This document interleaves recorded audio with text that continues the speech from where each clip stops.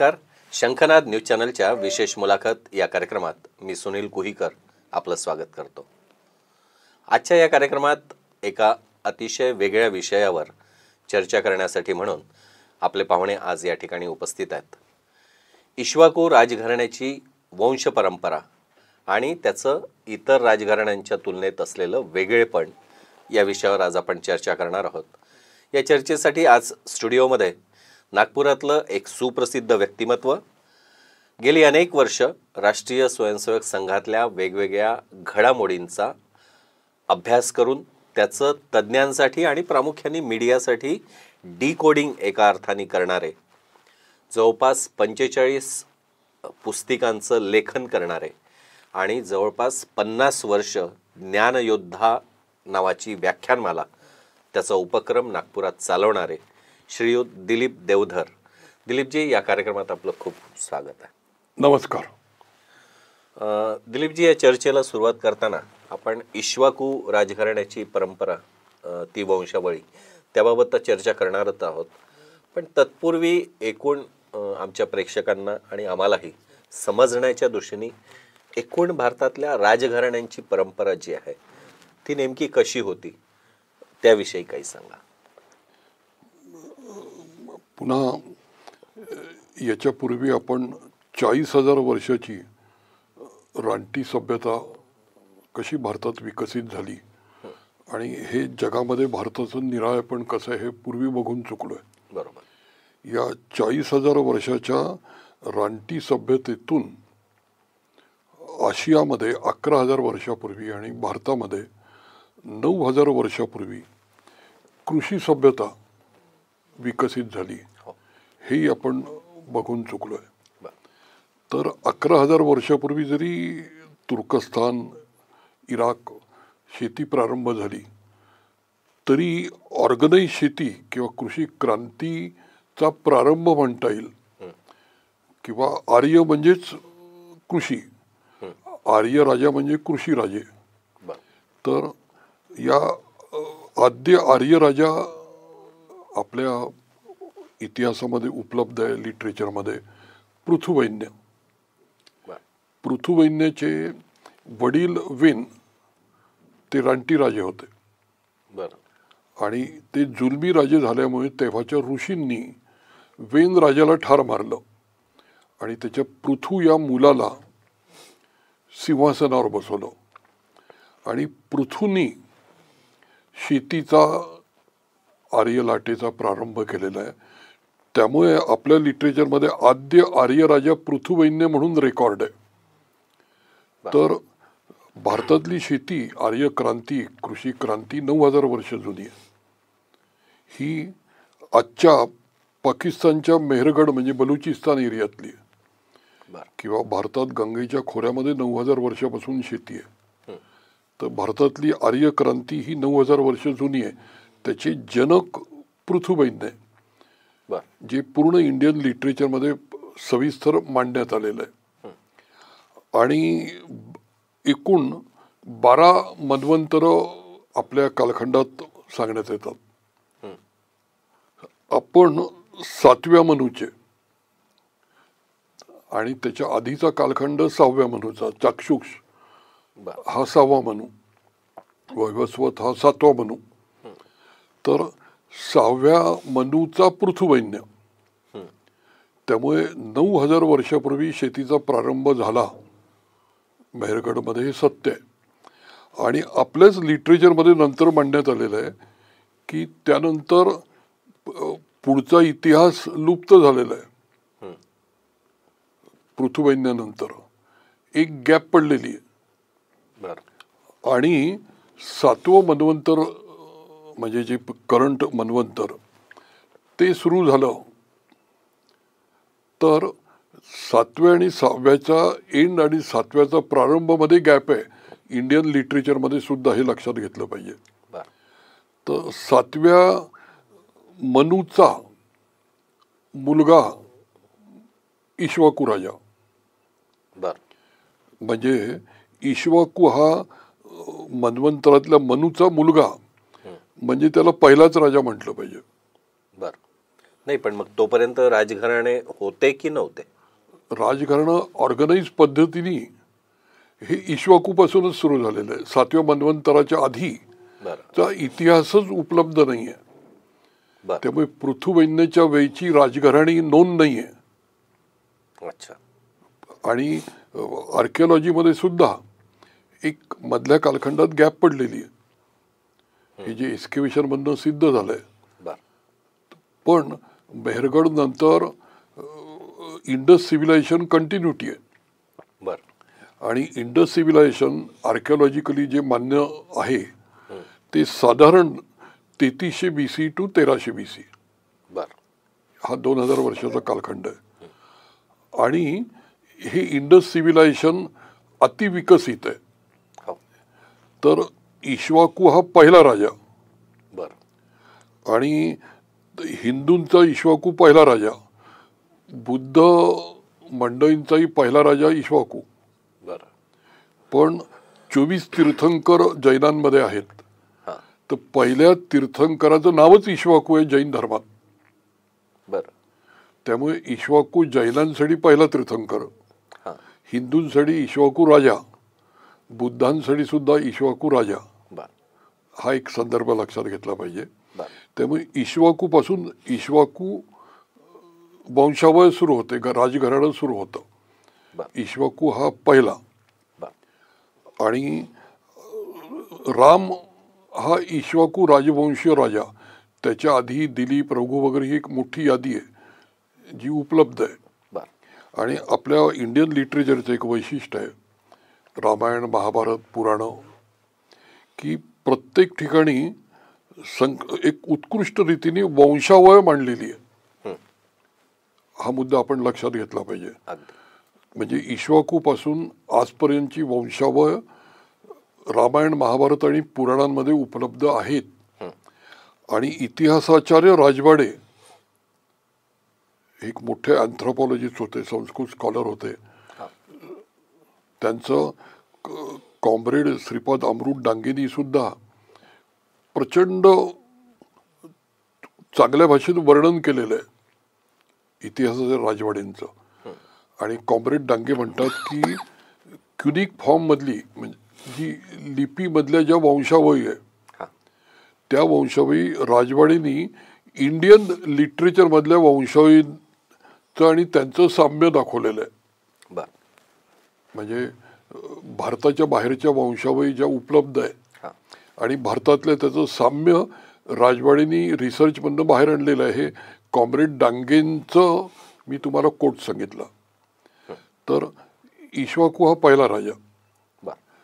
त्याला 2 मुलं, एका मुलाचं नाव भारत आणि दुसऱ्या मुलाचं नाव बाहुबली. बाहुबली नावाप्रमाणेच अत्यंत पॉवरफुल सम्राट होता आणि भारत सुद्धा सम्राट होता. या 2 भावांमध्ये सुद्धा अल्टिमेटली संघर्ष होऊन भारत हा नंबर 1 सम्राट झाला. त्याचं त्या काळचं नंबर 1 विशाल साम्राज्य निर्माण झालं. तर आपल्या भारताला जे भारत नाव पडलंय ते इक्ष्वाकूच्या मुलाचं नाव आहे, हा मुद्दा लक्षात घेतला पाहिजे. म्हणजे भारत अनेक आहे, रामाचा भाऊही भारत आहे, दुष्यंत, शकुंतला, त्यांचा मुलगाही भरत आहे, पण ही नंतरची नाव आहे. राम हा इक्ष्वाकू राजा नंबर 64 आहे. म्हणजे त्याचा सख्खा भाऊ भरत हा नंबर 64 आला. आता अजून एक इंटरेस्टिंग आहे जे लक्षात घेतलं पाहिजे. राम तर 14 वर्ष वनवासात होते, त्यांच्या पादुका घेऊन राज्य भरतानी केलं. भरताच्या मुलाचं नाव तक्ष. म्हणजे इक्ष्वाकू राजा नंबर 64 सांगतोय मी. भरताच्या मुलाचं नाव तक्ष, तो 65 नंबर झाला. तर तक्षनी तक्षशिला जी आजच्या पाकिस्तानमध्ये, आणि तक्षखंड म्हणजे ताशकंद रशिया जी उझबेकिस्तानची राजधानी आहे. ताशकंदमध्ये आपल्या लालबहादूर शास्त्रीजींचं निधन झालेलं आहे, हत्या झालेली आहे. तर ताशकंद म्हणजे तक्षखंड आणि तक्षशिला या तक्ष राजानी म्हणजे रामाच्या पुतण्यानी वसवलंय हे लक्षात घ्या. बर. त्यामुळे सेंट्रल एशियातल्या लोकांचा डीएनए भारताच्या लोकांच्या डीएनए सारखा या अज्ञानी लोकांना नाविन्य वाटेल मला नाही वाटत. बर. म्हणजे तक्षखंड आणि तक्षशिला जर तक्ष राजाची आहे, रामाच्या पुतण्याची आहे, तर तिथल्या लोकांचा आणि या एरियाचा डीएनए एकसारखा असण्यात नाविन्य काहीच नाही.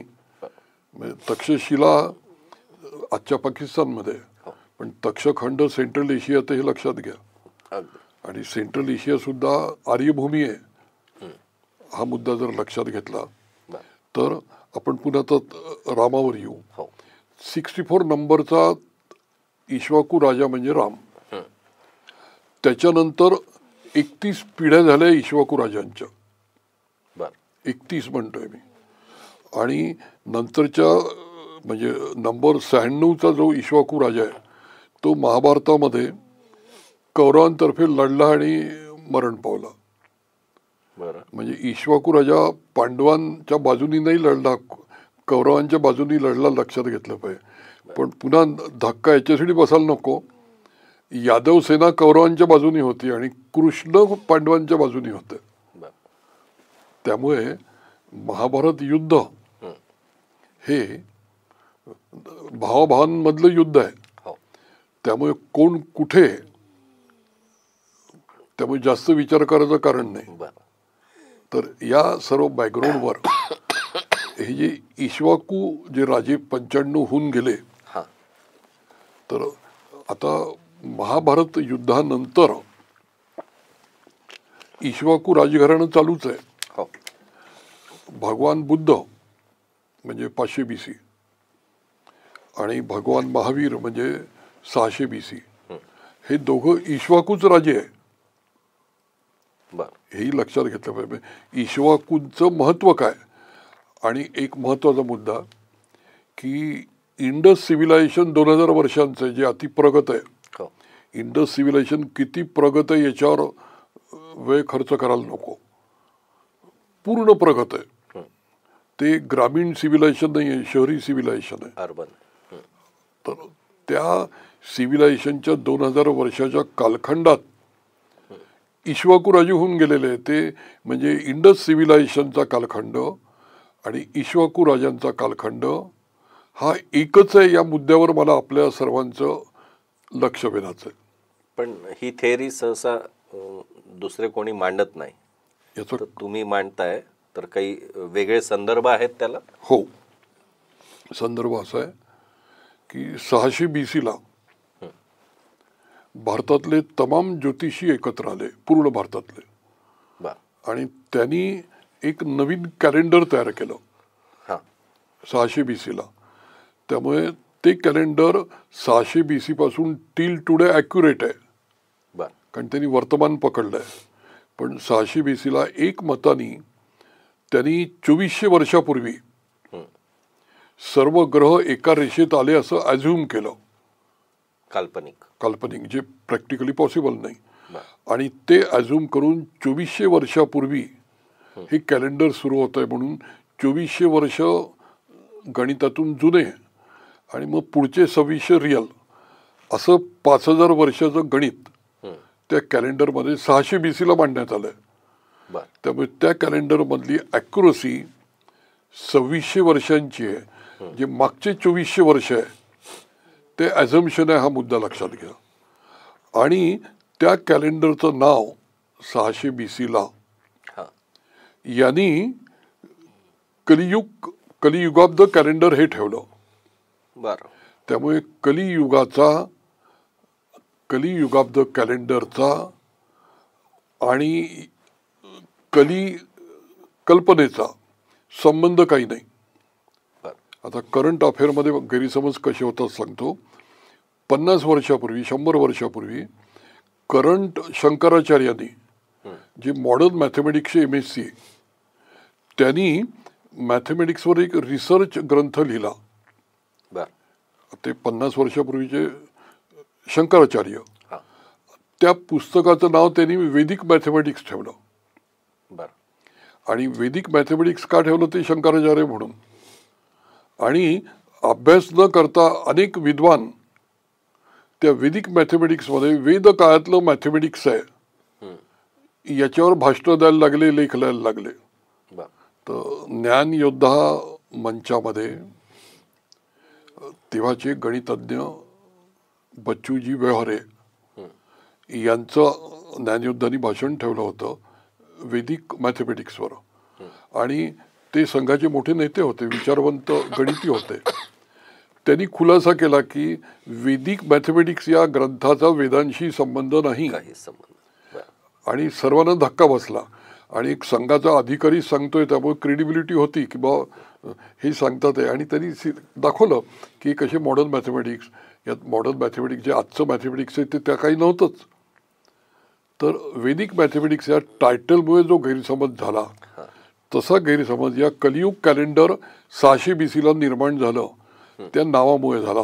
तो गैरसमज असा झाला की नंतरच्या पुराणांमध्ये, पुराण ही नंतरची हाही मुद्दा लक्षात घ्या, 600 BC नंतर पुराणांमध्ये कलियुग गणित मांडलेलं आहे. आणि पुराणांमध्ये लिहिलंय की कृष्णाचा मृत्यू झाल्यानंतर कलियुग प्रारंभ झालं. आता पुराणांमधला कृष्णाचा मृत्यू नंतर कलियुग प्रारंभ होणं आणि कलियुग कॅलेंडर एकत्र बघितलं गेलं. त्यामुळे या मिनिटापर्यंत भारतातले तमाम विद्वान मागच्या 2600 वर्षापासून कृष्णाचा मृत्यू 5000 वर्षापूर्वी झाला म्हणजे महाभारत 5000 वर्षापूर्वीचे हे बिनढोकपणे बोलतात आणि सांगतात. आजही भारतातले 99% विद्वान महाभारत 5000 BCचं हे सांगतात आणि लिहितात. आता महाभारत जर 5000 BCचं म्हटलं म्हणजे 5000 वर्षापूर्वी म्हणजे 3000 BCचं जर म्हटलं तर इंडस सिव्हिलायझेशनच्या आधी महाभारत येतं. आणि आर्किओलॉजीनी इंडस सिव्हिलायझेशनच्या आधी विकसित शहरी कृषी क्रांतीचं जीवन नव्हतं हे मांडलेलं आहे. म्हणजे पृथ्वीवैद्यांनी शेतीचा प्रारंभ केला पण ज्याला नागरी ॲडव्हान्स डेव्हलप परिपूर्ण सिव्हिलायझेशन म्हणू ते इंडस सिव्हिलायझेशन. तर यांची त्यामुळे मांडणी या एका चुकीमुळे यांचं पूर्ण महाभारत. आता अजून एक इंटरेस्टिंग आहे म्हणजे भागवत पुराण आणि विष्णू पुराण हे पुराण अनेक आहेत, त्यातले 2 टॉपमोस्ट पुराणं मानली जातात.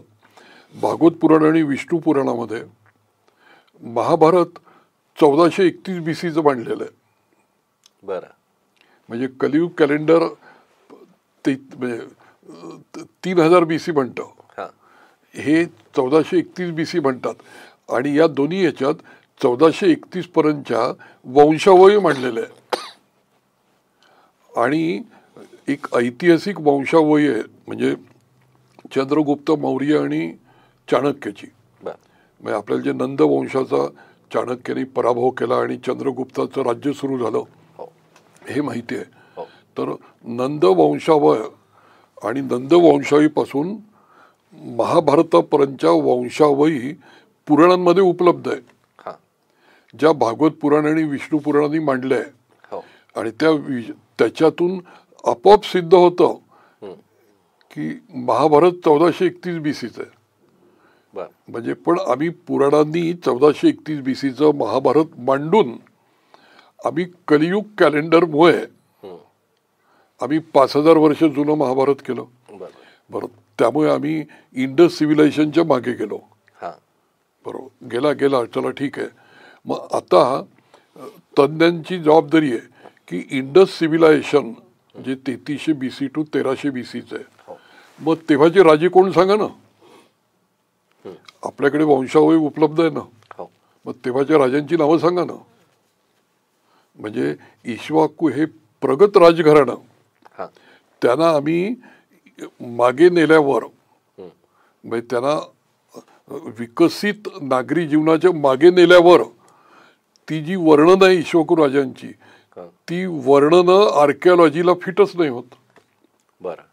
आणि ती आर्किओलॉजीला फिट होत नसल्यामुळे जगभरचे विद्वान आर्किओलॉजीवाले महाभारत 1431 BCचं समजतात.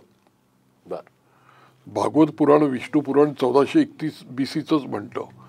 कलियुग कॅलेंडर सांगितलं गोंधळ काय झालाय. त्यामुळे गंमत अशी होते की ग्लोबल जी आर्किओलॉजी आहे ती आर्किओलॉजी आणि इंडियन हिस्ट्री सिंक्रोनाइज नाही होत. ती सिंक्रोनाइज न झाल्यामुळे आम्ही जे बोलतो ते जग आम्हाला हसतं, त्याला मान्यच नाहीये. त्यामुळे इक्ष्वाकू राजे आणि त्यांची जी डिस्क्रिप्शन्स आहे ती डिस्क्रिप्शन इक्ष्वाकू राजघराण्याचं डिस्क्रिप्शन सॅन्डू राजांची आणि इंडस सिव्हिलायझेशन तुम्ही टॅली करून बघा, तुमच्या लक्षात येईल की हे एकमेकांना पूरक आहे. आणि ही चूक भारताचे लोक आजही करतात, पण भारताचे आर्किओलॉजिस्ट करत नाही. आता मरीन आर्किओलॉजिस्ट राव तर इतिहास संकलन समितीतर्फे भाईंदर केशवसृष्टीला 2 दिवसाचं वर्कशॉप झालं होतं.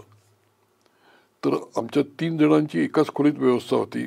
मरीन आर्किओलॉजिस्ट राव, अजय मित्र शास्त्री, ज्यांनी गंगेच्या खोऱ्यामध्ये एक्स्केव्हेशन करून 7000 BCची शेती शोधली आहे, ते आपल्या नागपूरचेच. आणि आम्ही 2 दिवस एका खोलीत होतो. तर मरीन आर्किओलॉजिस्ट रावनी मला म्हणजे दिलीप देवधरला 1 to 1 सांगितलं की द्वारका ही 1400 BCची आहे. मग जर द्वारका 1400 BCची आहे तर कृष्ण 1400 BCचा आला. आणि अजून एक महत्वाचा मुद्दा लक्षात घ्या की एकीकडे श्रद्धेने कृष्णाला देवता म्हटलं जातं, दुसरीकडे कृष्णाचं जन्मस्थान माहिती आहे मथुरा, आणि कृष्णाचं मृत्यू कसा झाला. मी आत्ता काही महिन्यापूर्वी सोमनाथला गेलो होतो. तर सोमनाथ मंदिराच्या जवळच कृष्णाचा पडद्याचा बाण लागून पायात मृत्यू कसा झाला त्या स्पॉटवर कृष्णाचं मंदिर आहे. म्हणजे कृष्ण एकीकडे देव म्हणत असताना त्याचा जन्म आणि त्याचा मृत्यू 2 मंदिर आहेत, ती मी दोन्ही बघितली आहे. तर माझ्या दृष्टीने मला लोकांच्या भावनेबद्दल काही बोलायचं नाही, श्रद्धा प्रत्येकाचा अधिकार आहे. माझ्यासाठी कृष्ण ईश्वर नसून महापुरुष आहे, लोकनेता आहे. तर कृष्ण द्वारकेचा याबद्दल काही चर्चेचं कारण नाही. तर मांडाचा मुद्दा की वर्ल्ड आर्किओलॉजी, इंडियन आर्किओलॉजी आणि इंडस सिव्हिलायझेशन आणि इक्ष्वाकू हे सर्व 100% टॅली होतं. आणि बरं, इक्ष्वाकू या शब्दाला काही वेगळा अर्थ आहे असला तर मला माहित नाही, पण इक्ष्वाकू हे व्यक्तीचं म्हणजे पहिला तीर्थंकर किंवा मनूचा मुलगा म्हणून त्याचं पहिला तीर्थंकरच इक्ष्वाकू. त्यामुळे इक्ष्वाकू हे प्रॉपर नाऊन म्हणून मला माहीत आहे. ऑफकोर्स त्या शब्दांचा धातू वगैरे काहीतरी अर्थ असेलच. इक्ष्वाकूचा अर्थ नेमका मला नाही माहिती. पण अजून एक सांगतो, भारत जे या देशाला नाव पडलं तर मला भारतचं व्युत्पत्ती माहिती आहे. भारत म्हणजे भरत, तर भरत म्हणजे यज्ञ अग्नी, तर यज्ञ अग्नी म्हणजे भरत. तर भारत राजा आहे ज्याच्यामुळे आपल्या देशाला नाव भारत मिळालं. पण भरत शब्दाचा अर्थ यज्ञ अग्नी आहे. त्यामुळे भारत शब्द इक्ष्वाकूचा मुलगा, यज्ञ अग्नी हे नाव आहे भारताचं. पण भारत राजामुळे आपल्या देशाला भारत हे नाव मिळालेलं आहे.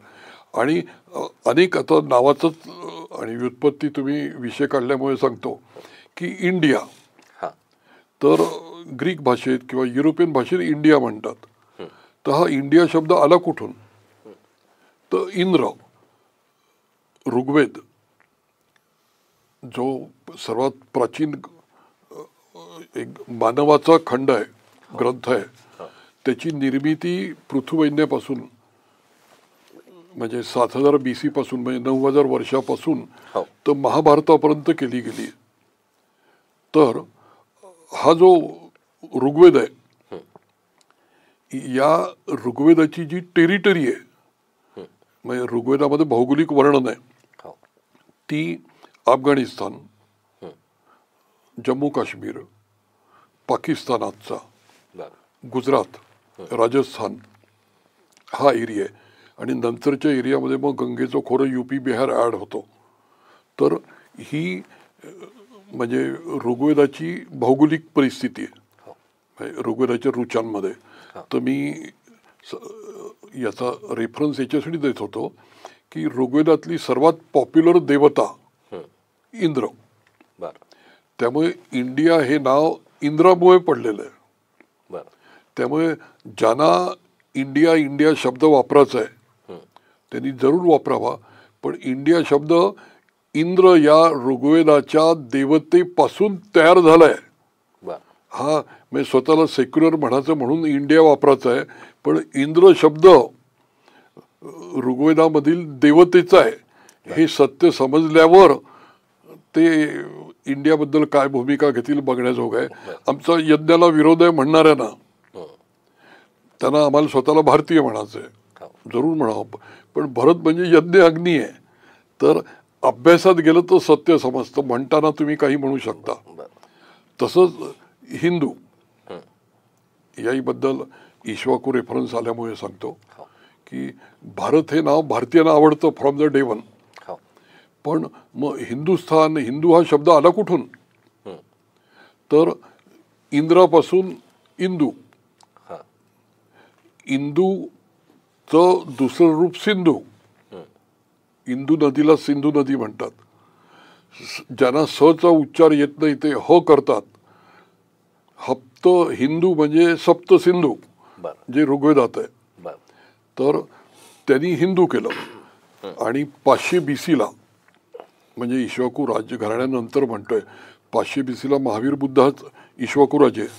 तर 500 BC ला पर्शियन राजा म्हणजे परशुरामाचा पर्शियन राजा, त्यांचं जगात साम्राज्य होतं.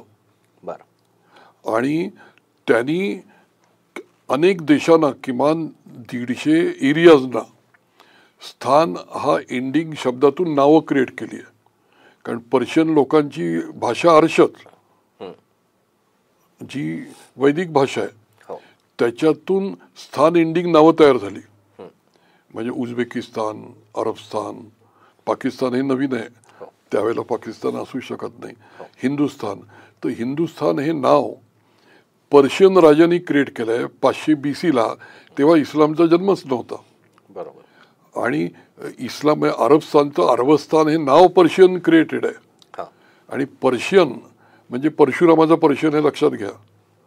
तर ती भाषा पुन्हा ऋग्वेदाची आहे, वैदिक आहे. तर या सर्व बॅकग्राऊंडवर हिंदुस्थान हा शब्द पर्शियनी कॉइन केला आणि अरबी लोकांनी नंतर इस्लामिक राजांनी तो ॲज इट इज वापरला. त्यामुळे हिंदुस्थान, भारत, इंडिया, मी तिघांचं व्युत्पत्ती तुम्ही नेमकं विचारल्यामुळे सांगितली. ती व्युत्पत्ती भिन्न आहे, पण एकाच लोकांना, एकाच सिव्हिलायझेशनला, एकाच टेरिटरीला ही नावं वापरली जातात. हा मुद्दा लक्षात घ्या. आता ईश्वाकू राजे, त्यांचं राजघराणं किंवा त्याची वंश परंपरा, याचं वेगळेपण किंवा वैशिष्ट्य काय आहे? एक पुन्हा इंटरेस्टिंग आहे, आपल्या दशावतारामध्ये 10 अवतार आहे, 10वा यायचा आहे. तर दशावतारामधला परशुराम हा आधीचा आहे, हा ईश्वाकू नाही आहे. राम ईश्वाकू आहे. कृष्ण अवतार आहे, हा ईश्वाकू नाही आहे. ईश्वाकू हे सूर्यवंशीय राजे, सोलर डायनास्टी. आणि कृष्ण चंद्र वंशीय राजा आहे. किंवा जे भारत, अनेक लोकांचा गैरसमज आहे, दुष्यंत शकुंतलाच्या मुलाचं नाव भारत, तर ते राजघराणं ते ईश्वाकू नाही आहे, ते चंद्रवंशी आहे. तर एक महत्त्वाचा यात आपण मुद्दा लक्षात ठेवला पाहिजे की हे जे ईश्वाकू घराणं आहे, तर या ईश्वाकूमध्ये रामानंतर कृष्ण आहे आणि कृष्णानंतर पुन्हा बुद्ध आहे. आणि दशावतारामधले हे 3 लागोपाठ अवतार आहे. आणि अवतारातलं एक उत्क्रांती वजा विज्ञान लक्षात घेतलं पाहिजे. मी आधीच्या अवतारांमध्ये जात नाही, हां पण आधीच्या अवतारामध्ये मत्स्य आहे, कुर्म आहे, वराह आहे, ही माणसं नाही आहे, पण हे विष्णूचे अवतार आहे. हो मग नरसिंह आहे. हां तर आपण आधीच बघितलं 40,000 वर्षापूर्वी नरसिंहाचं स्कल्पचर उपलब्ध आहे. हो हे कॉन्शियसनेसच्या इव्होल्युशनमुळे हे इमॅजिनेशन शक्य झालं आहे, कारण नरसिंह अस्तित्वातच नाही आहे, पण आपल्या इथे नरसिंह अवतार आहे. परशुरामाचं कॅरेक्टर भिन्न आहे. परशुराम ब्राह्मण वर्णाचा आणि क्षत्रियांशी लढणारा दाखवलेला आहे. राम क्षत्रिय राजा आहे. आणि कृष्ण आणि रामातला फरक लक्षात घ्या. रामाचं जे पूर्ण कॅरेक्टर आहे, रामाची जी फिलॉसॉफी आहे, रामाची जी स्ट्रॅटेजी आहे, विष्णूचेच अवतार आहे, पण रामाची तत्वज्ञान, रामाची क्वालिटी, रामाची एकूण जी काही भूमिका आहे, तत्वज्ञान आहे, नीतिमूल्य आहे, ही सर्व कृष्ण जी नीती मांडतो त्याच्या उलटी आहे. बरोबर. मग कृष्ण अधर्माचा नाश करताना अधार्मिक मार्ग वापरणं हा धर्म आहे, ही लाईन घेतोय. राम ही लाईन घेत नाहीये. बरोबर. मग राम शुचिता मांडतोय, एंड जस्टिफाईज द मीन्सची फिलॉसॉफी मांडतोय. राम एक पत्तित्व मांडतोय. आणि कृष्ण म्हणजे महाभारताच्या तपशिलात जायचं कारण नाही.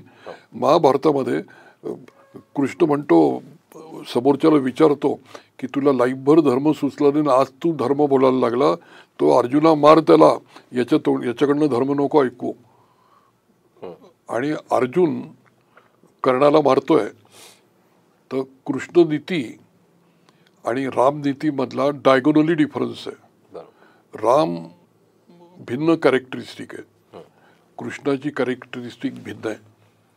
आणि कृष्ण रामायण नंतर महाभारत जे घडलंय, तर कृष्ण पांडवांची कमी सेना असून पांडवांना विक्ट्री मिळवून देतोय. आणि अर्जुनाचा मुलगा अभिमन्यू, त्याचा तर तो युद्धामध्ये मृत्यू झालेला आहे, पण त्याचा मुलगा तो गादीवर येतोय महाभारतानंतर. आणि तो कृष्णाचा भाचा आहे हे लक्षात घ्या. म्हणजे त्याही कायचं पॉलिटिक्स समजलं पाहिजे आपल्याला. म्हणजे पांडव आणि कौरव भांडले, म्हणजे इक्ष्वाकू राजघराणं हे त्यावेळेला बृहदबली म्हणून बृहदबल नावाचा इक्ष्वाकू राजा कौरवांतर्फे लढलाय. पण पांडव आणि कौरव हे इक्ष्वाकू नाही. म्हणजे हे रेफरन्स लक्षात घेतले पाहिजे. तर रामाचं जे मांडणी आहे फिलॉसॉफिकली ती, किंवा रामाचं जे कॅरेक्टर आहे, फिलॉसॉफी आहे ती, आणि कृष्णाचं व्यवहारवाद, पण दोन्ही विष्णूचेच अवतार आहे. आणि एक महत्वाचा मुद्दा लक्षात घ्या, कृष्ण अधर्म करणाऱ्याला धर्माची ट्रीटमेंट देऊन जीवदान देऊ नका, अधर्माला अधर्माने मारा शिकवणारा कृष्ण हा इक्ष्वाकू नाही. पण गौतम बुद्ध पुन्हा इक्ष्वाकू आहे. तर गौतम बुद्धाची अहिंसा किंवा बुद्धाची फिलॉसॉफी, ही बुद्धाची फिलॉसॉफी ही कृष्ण कनेक्टेड आहे का राम कनेक्टेड आहे विचार करा, म्हणजे तुम्हाला लिंक लक्षात येईल. तर बुद्धाचं अहिंसा ही राम कनेक्टेड आहे. महावीर सुद्धा इक्ष्वाकू राजा आहे, राम इक्ष्वाकू राजा आहे, पहिला तीर्थंकर आहे. तर ही जी परंपरा, या परंपरेमध्ये भेद आहे कृष्ण आणि रामामधला, तो भेद मी म्हणजे आपल्या पुढे मांडला. आणि एक महत्वाचा मुद्दा लक्षात घ्या की बुद्ध आणि महावीराची जशी अहिंसा आहे तशीच अहिंसा पतंजलींनी सुद्धा योगसूत्रात मांडलेली. आणि आपण आधी याला आर्य सभ्यता म्हणतो किंवा ऋग्वेदामध्ये कृण्वंतम विश्वमार्यमय म्हणजे काय, आम्ही जगाला आर्य करू. तर जगाला आर्य करू म्हणजे आर्य रेस नाही आहे, आर्य रिलिजन नाही आहे. तर आम्ही जगाला आर्य करू याचा अर्थ रानटी सभ्यतेच्या लोकांना आम्ही कृषी क्रांतिकारी करू, हा आर्य सभ्यतेचा अर्थ होतो. तो अर्थ जर आपण लक्षात घेतला आणि अनेक लोकांना किंवा आज पॉलिटिक्स खेळणारे आर्य इन्व्हेजन थेरी मांडतात, जी ज्ञानसूर्य आंबेडकरांनी हू वेर द शूद्राजमध्ये क्रिमिनल कॉन्स्पिरसी ऑफ ब्रिटिशर्स म्हणून नाकारलेली आहे. पण बेधडक आंबेडकरांचं नाव घेऊन आर्य इन्व्हेजन ब्रिटिश थेरी मांडली जाते. जे आर्य इन्व्हेजन नाही हे नवीन DNA च्या अभ्यासातूनही समोर आलेलं आहे. तर ही जी आर्य इन्व्हेजन थेरी जशी नाकारली गेली आहे, तर अनेक लोक म्हणतात की बुद्ध धर्माचा आर्याशी संबंध काय. तर मला त्यांच्या अज्ञानाची कीव येते. अष्टांग मार्ग हे कोणी मांडले हो? बुद्धांनी, भगवान बुद्धांनी. आर्य सत्य कोणी मांडलं? बुद्धांनी. तर आर्य सत्यातला आर्य शब्द कुठून आला? अष्टांग मार्ग बुद्धांनी मांडलेले आहे. त्याच्या आधीचा शब्द आर्य अष्टांग मार्ग, म्हणजे बुद्धाचे दोन फिलॉसॉफीज, आर्य सत्य आणि आर्य अष्टांग मार्ग, या आर्य शब्दाला धरून आहे. तर हे आर्य राजे, ही आर्य परंपरा आहे, ही आर्य लाट आहे, ही कृषी क्रांतिकारीचा आविष्कार आहे. हे ज्यांच्या लक्षात येत नाही तो आर्य कुठेतरी बाहेरचे या गैरसमजुतीत राहतो. म्हणजे इव्हन खडगेंनी पार्लमेंटमध्ये आर्य बाहेरून आले, ब्राह्मण बाहेरून आले हे मांडलेलं आहे आणि आंबेडकरांचं नावही घेतलंय. जेव्हा Babasaheb Ambedkar who were the शूद्राजमध्ये जे 1946चा ग्रंथ आहे ते सिद्ध करून दाखवतात की महाभारताच्या आधी 3 वर्ण होते, नंतर 4 वर्ण झाले. आणि आर्य म्हणजे ते दाखवतात की आजचा शूद्र हा आधीचा आर्य राजा आहे आणि ते सुदास पैंजवनचं नाव घेतात. तर हा विषय निघाल्यामुळे सांगतो, रामायण आणि महाभारत याचा ईश्वरकोशी डायरेक्ट संबंध आहे. मी मगाशीच लक्षात आणून दिलं. या 2 युद्धामध्ये दाशरान्य युद्ध झालेलं आहे. दाशरान्य युद्ध म्हणजे 10 राजांचं युद्ध, पण हे मुळात 33 राजांचं युद्ध आहे. आणि जसं दुसरं आणि पहिलं जे महायुद्ध युरोपमध्ये झालं ते सर्व युरोपियन राजांचं होतं आणि त्याच्यात कोणता देश श्रेष्ठ याच्यासाठी वर्ल्ड वॉर 1 आणि वर्ल्ड वॉर 2 झालं आणि एक देश काही हरले काही जिंकले. तसं दाशरान्य युद्ध हे रामायण आणि महाभारताच्या 31 पिढ्याच्या गॅपमधलं आहे. तर दाशरान्य युद्धामध्ये सुदास पैंजवन राजा जिंकतो. तो आधीच्या लिटरेचरमध्ये आर्य राजा म्हणून सांगितलेला आहे आणि नंतरच्या पुराणांमध्ये तो शूद्र राजा झालेला आहे. तर आंबेडकरांचा रिसर्च लक्षात घ्या. महाभारताच्या आधीचा आर्य क्षत्रिय मुंज न झाल्यामुळे महाभारतानंतर तो शूद्र या वर्णात कन्वर्ट झाला. म्हणजे आजचा शूद्र वर्ण हा महाभारताच्या आधीचा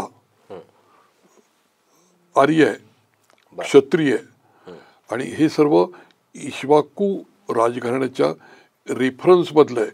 त्यामुळे इंडस सिव्हिलायझेशनचं जे मोठेपण आहे ते इंडस सिव्हिलायझेशनचं मोठेपण जर आपण लक्षात घेतलं आणि इंडस सिव्हिलायझेशन आणि इक्ष्वाकू राजघराणा जर इक्वेशन केलं तर जगातला गोंधळ संपून जाईल आणि भारतातलाही गोंधळ संपून जाईल. तो आपण गोंधळ घालत असल्यामुळे जग हे इक्वेशन मांडायला तयार नाही आहे आणि आपणच जर जे मांडत नाही ते जगाने आपल्याबद्दल बोलावं हे म्हणणं चुकीचं आहे. त्यामुळे या कार्यक्रमातून मी आपल्या चॅनेलतर्फे विद्वानांना अपील करतो की तुम्ही शांत मनाने इक्ष्वाकू राजवंश आणि इंडस सिव्हिलायझेशन तुम्ही कम्पेअर करून बघा, तुमच्या लक्षात येईल हे दोन्ही एकच आहे. एक इतिहास निर्माण करण्यात आणि उज्ज्वल भविष्य निर्माण करण्यात या इक्ष्वाकू राजघराण्यांची परंपरा जी आहे त्यांचं योगदान कसं राहिलं असं आपल्याला वाटतं? आता बघा, इंडस सिव्हिलायझेशन वर्ल्डमधलं हे ग्रामीण नाही आहे, हे शहरी आहे. इंडस सिव्हिलायझेशनच्या तपशिलात जर गेलो तर ते किती ॲडव्हान्स होतं हे लक्षात येईल. तर हे ॲडव्हान्स सिव्हिलायझेशन जगाला दिलं कोणी? इक्ष्वाकू राजाने.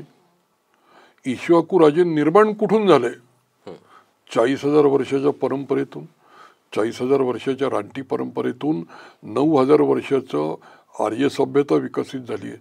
आणि आर्य सभ्यतेचा पीक पॉइंट इंडस सिव्हिलायझेशन आहे. इंडस सिव्हिलायझेशनचे हे राजे आहे. तर इंडस सिव्हिलायझेशन आज जगन मान्य आहे की ते मोस्ट ॲडव्हान्स होतं. जगात आजपर्यंत जेवढी प्राचीन सिव्हिलायझेशन झाली त्यातले most advance technology wise, value wise, सर्व दृष्टीने. तर एक भव्य दिव्य वैश्विक ॲडव्हान्स सिव्हिलायझेशन ज्या इक्ष्वाकू वंशावळीतून निर्माण झालं आहे त्याचं क्रेडिट तर आपण त्यांना दिलंच पाहिजे. पण आपल्या चुकीच्या मांडणीमुळे आम्ही त्यातली गंमत आहे, इंडस सिव्हिलायझेशन, वैदिक सिव्हिलायझेशन, इक्ष्वाकू राजे, आमच्या चुकीमुळे जगाचे लोक हे इक्वेशनच मांडायला तयार नाही आहे. मग ते जर इक्वेशनच मांडायला तयार नाही तर इक्ष्वाकू राजांचं महत्त्व जग अमान्य करणे याची जबाबदारी कोणाकडे येते? भारतीयांकडे. त्यामुळे ॲडव्हान्स सिव्हिलायझेशन किती ॲडव्हान्स, एक लक्षात घ्या की या 2000 वर्षांच्या ॲडव्हान्स 1431 BCचं महाभारत आहे. तर इक्ष्वाकू राजे तोपर्यंत पॉवरफुल आहे. त्यांच्यानंतर बुद्ध, महावीर, पतंजली 600-500 BCला जन्माला आले. म्हणजे 1400-600 मध्ये गॅप किती आहे? 800 वर्षांची. तर या 800 वर्षांच्या विकासातून इक्ष्वाकू राजांच्या कल्चरच्या, साम्राज्याच्या विकासातून अहिंसा नावाचं एक मूल्य निर्माण झालं. हे अहिंसा मूल्य आजच्या युद्धाच्या काळामध्ये युद्ध नको बुद्ध पाहिजे जे जग म्हणतंय, तर युद्ध नको बुद्ध पाहिजे म्हणजे काय पाहिजे? अहिंसा पाहिजे. तर अहिंसा तत्वज्ञान पतंजलीनी योगसूत्रात, महावीरांनी आणि बुद्धांनी मांडलं. तर आज जगामधलं सर्वात उत्कृष्ट तत्वज्ञान कोणतं? तर युद्धग्रस्त जग म्हणेल अहिंसा. बरं, अहिंसा शब्द सुद्धा निगेटिव्ह आहे. म्हणजे नाकारणं, हिंसा म्हणजे हिंसा नाकारणं म्हणजे अहिंसा. मग हिंसा म्हणजे जंगली कल्चर आहे, रानटी सभ्यता आहे. रानटी सभ्यतेचं एका शब्दात वर्णन काय कराल? हिंसा. मग ती हिंसा ज्या सभ्यतेने नाकारली त्या सभ्यतेतून अहिंसेचं मूल्य जन्माला आलंय 600 BCला, जे जगभर गेलंय.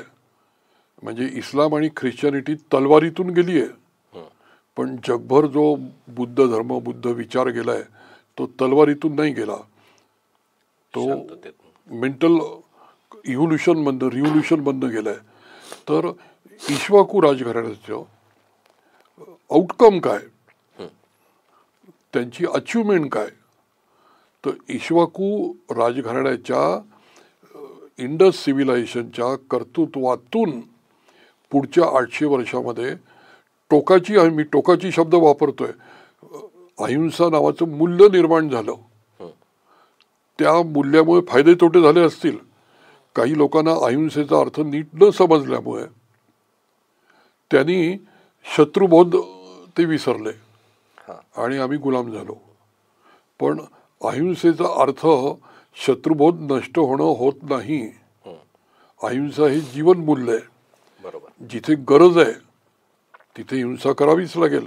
मग अहिंसेचा अर्थ हिंसा करूच नको हे नाहीये, अकारण हिंसा नको हे.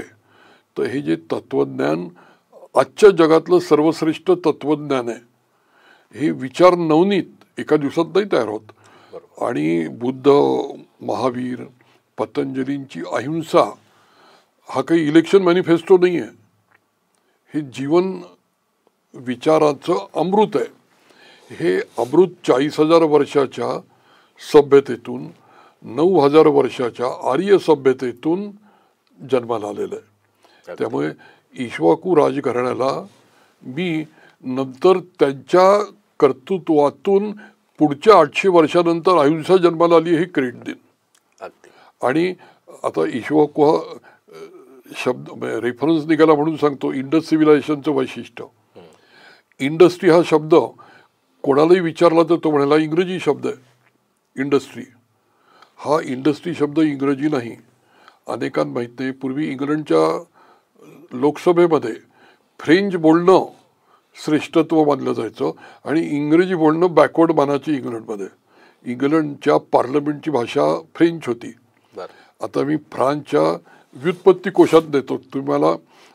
इक्ष्वाकू शब्दाची व्युत्पत्ती शोधण्यासाठी प्रश्न विचारून अडचणीत आणल्या, पण अडचणीतून मी अभ्यास करीन पॉझिटिव्ह पद्धतीने. तर इक्ष्वाकूचा मला अर्थ नाही सांगता आला, पुढच्या वेळेला सांगेन. पण इंडस्ट्रीचा अर्थ सांगतो. इंडस्ट्री शब्द इंग्रजी नाही, फ्रेंच आहे. आणि फ्रेंच व्युत्पत्ती कोश मध्ये इंडस्ट्री हा मूळ शब्द फ्रेंचमधला इंडस्ट्राय. आणि इंडस्ट्राय शब्द म्हणजे इंडस्ट्री, म्हणजे आजची इंडस्ट्री, इंडस्ट्रियल रिव्होल्युशन. तर इंडस्ट्रियल रिव्होल्युशन तर युरोपमधनं आलं आहे. तर इंडस्ट्रियल रिव्होल्युशनला इंडस्ट्रियल रिव्होल्युशन नाव हे फ्रेंच आहे, जे इंग्रजांनी उचललेलं आहे. त्यामुळे आपण ज्याला इंडस्ट्रियल रिव्होल्युशन म्हणतो तर फ्रेंच व्युत्पत्ती कोशात दिलंय की इंडस हे इंडस सिव्हिलायझेशनचं आहे. अच्छा. तर इंडस सिव्हिलायझेशनचा माणूस कसा होता? उद्योगी होता, न्यायप्रिय होता, परिश्रमी होता, क्रिएटिव्ह होता. आणि इंडस सिव्हिलायझेशन बनणं इंडस्ट्राय शब्द आहे. म्हणजे इंडस्ट्रियल रिव्होल्युशन हा फ्रेंच शब्द इंडस सिव्हिलायझेशनचं गुणवैशिष्ट्य दाखवणार आहे. आणि इंडस सिव्हिलायझेशन म्हणजे इक्ष्वाकू राजघराणं. तर इंडस्ट्रियल रिव्होल्युशन मधला इंडस्ट्री हे पुन्हा इक्ष्वाकू राजांना सलाम करणारा शब्द आहे. हा आपण अर्थ लक्षात घेतला पाहिजे. इक्ष्वाकू राजघराण्याची परंपरा भारतातली. दिलीपराव, अतिशय सखोल माहिती, सखोल ज्ञानातून तुम्ही हे सगळं उलगडलेलं आहे.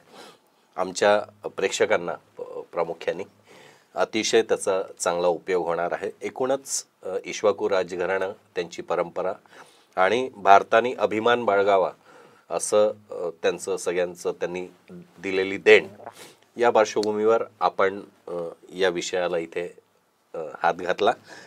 आमच्या निमंत्रणावरून आपण या ठिकाणी उपस्थित झालात. आपले खूप खूप आभार. नमस्कार.